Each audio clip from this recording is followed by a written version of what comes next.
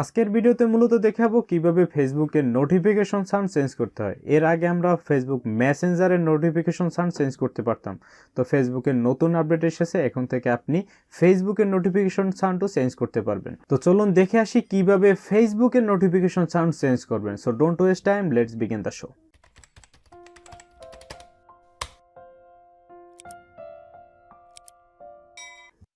তো আপনি আপনার ফোন থেকে ফেসবুক অ্যাপে প্রবেশ করবেন।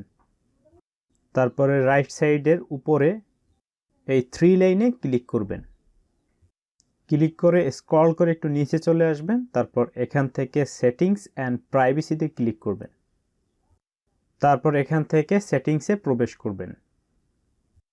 তারপর এখান থেকে প্রোফাইল সেটিংসে প্রবেশ করবেন। তারপরে স্ক্রল করে একটু নিচে চলে আসবেন। তারপর একটা এখানে অপশন পেয়ে যাবেন নোটিফিকেশন সেটিংস, এটাতে ট্যাপ করবেন।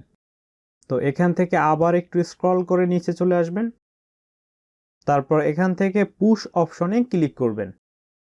তারপর দেখুন এখান থেকে একদম লাস্টের আগেরটা এই যে টোন লেখা, এটাতে ক্লিক করবেন।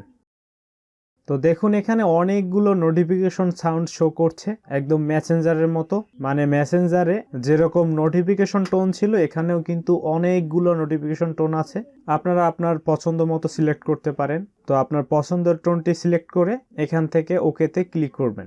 That's it. তো এই ছিল আজকের ভিডিওটি ভালো লাগলে অবশ্যই চ্যানেলটি সাবস্ক্রাইব করে দিবেন এবং একটি ভিডিওতে লাইক দিয়ে দেবেন, শেয়ার করবেন। কোনো প্রশ্ন থাকলে কমেন্ট বক্সে জানাবেন। তো ফিরছি নতুন কোনো ভিডিওতে। Till then take care.